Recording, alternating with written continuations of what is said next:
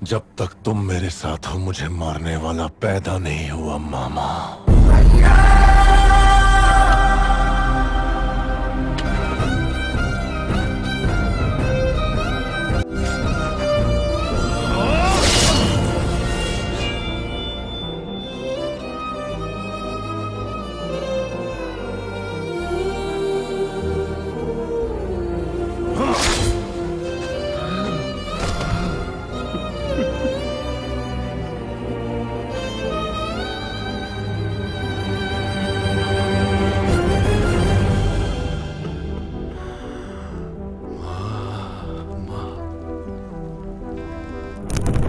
दोस्तों 2015 में जब बाहुबली द बिगनिंग रिलीज हुई तो पूरे भारत ने सिर्फ एक ही सवाल पूछा, आखिर कटप्पा ने बाहुबली को क्यों मारा। लेकिन आज हम उस सवाल को पलटते हैं। हम कल्पना करते हैं उस दुनिया की जहां कटप्पा ने बाहुबली को नहीं मारा होता तो आखिर उसमें क्या होता। क्या माहिष्मति वही रहता? क्या भल्लाल देव राजा बन पाता? क्या देवसेना सालों तक कैद में रहती? दोस्तों आज हम उस अल्टरनेट रियलिटी में झांकेंगे जहाँ बाहुबली जिंदा होता और इतिहास कुछ अलग होता। दोस्तों बता दें कि कटप्पा सिर्फ एक सेवक नहीं था, वो माहिष्मति का सबसे वफादार योद्धा था जिसने अपने प्राणों से अधिक राज्य और रानी का आदेश माना। लेकिन अगर उस दिन उसने अपने दिल की सुनी होती और बाहुबली पर वार करने से इनकार कर दिया होता तब आज पूरा इतिहास बदल जाता। वो शिवगामी के पास जाकर सच्चाई बता सकता था कि भल्लाल देव ने झूठ, चाल और षड्यंत्र से बाहुबली को हटाने की योजना बनाई है। शिवगामी जो खुद न्याय की मूर्ति थी शायद भल्लाल देव को दंड देती और बाहुबली को फिर से राजा घोषित कर देती। कटप्पा को अपने कर्तव्य के खिलाफ जाने का साहस मिलता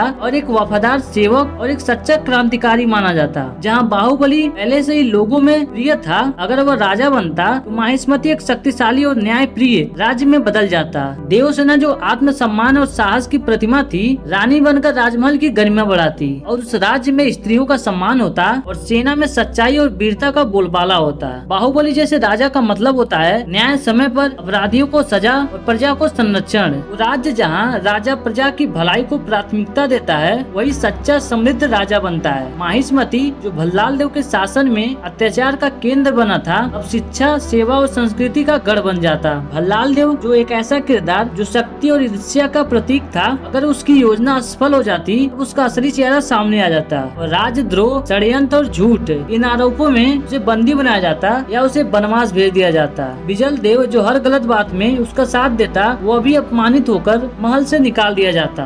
भल्लाल देव का अधिपत्य कभी स्थापित नहीं हो पाता। देवसेना को सालों तक जंजीरों में नहीं रहना पड़ता और वह बेटा यानी कि महेंद्र बाहुबली राजकुमार बनकर राजमहल में पलता। और अगर बाहुबली जिंदा होता तो उसका बेटा महेंद्र जंगलों में नहीं बल्कि माहिष्मति के स्वर्ण महल में पलता। वह नदियों से पानी नहीं भरता बल्कि तलवार चलाना, रणनीति बनाना और प्रजा पालन सीखता। देवसेना और बाहुबली मिलकर उसे संस्कारित करते, शस्त्र और शास्त्र दोनों का ज्ञाता बनाते और वह बालक जो जंगलों में संघर्ष कर रहा था अब वह राजगद्दी का सच्चा उत्तराधिकारी बनता। उसके हृदय में कोई बदले की आग नहीं होती बल्कि सेवा और देशभक्ति की भावना होती और बाहुबली के राज्य में माहिष्मति सपनों का राज्य बनता। यहाँ दास प्रथा समाप्त हो जाती, कटप्पा जैसे योद्धाओं को सम्मान और स्वतंत्रता मिलती और स्त्रियों को बराबर का दर्जा मिलता। देवसेना राज्य की रानी ही नहीं बल्कि महिला सशक्तिकरण की प्रतीक होती और राजनीति में पारदर्शिता आती, धर्म और न्याय को राजधर्म बना दिया जाता और माहिष्मति अब सिर्फ एक राज्य नहीं बल्कि एक विचार बनता जहाँ राजा और प्रजा में कोई भेद नहीं था। अगर कटप्पा ने बाहुबली को नहीं मारा होता तब उसे अपनी आत्मा की आवाज सुनने का संतोष भी मिलता, कर्तव्य और धर्म के बीच फंसने की पीड़ा उसे नहीं झेलनी पड़ती और वो वफादार कहलाता। लेकिन इसके साथ साथ वह एक अच्छा इंसान भी कहलाता और वो इतिहास में गद्दार नहीं बल्कि रक्षक के रूप में जाना जाता। उसकी नजरों में कोई पश्चाताप नहीं होता बल्कि गर्व होता एक सही फैसला लेने का। दोस्तों यह काल्पनिक कहानी जरूर है लेकिन इसमें बहुत बड़ा संदेश छुपा हुआ है। एक सही फैसला एक साम्राज्य को बचा सकता था और एक गलत चुप्पी पूरी सभ्यता को जला सकती थी। अगर कटप्पा ने बाहुबली को नहीं मारा होता तो माहिष्मति का इतिहास स्वर्ण अक्षरों में लिखा जाता और देवसेना की आंखों में आंसू नहीं होते और महेंद्र बाहुबली को अपनी पहचान खोजने की जरूरत नहीं पड़ती और प्रजा को भी कभी अत्याचार सहना नहीं पड़ता। दोस्तों अगर आपको यह कल्पना आधारित कहानी पसंद आई हो तो इस वीडियो को लाइक, कमेंट और चैनल को सब्सक्राइब जरूर करें। और हाँ, इस वीडियो के बारे में आप क्या सोचते हैं आप भी अपना राय कमेंट बॉक्स में जरूर दें। मिलते हैं नेक्स्ट वीडियो में नई जानकारी के साथ, तब तक के लिए गुड बाय।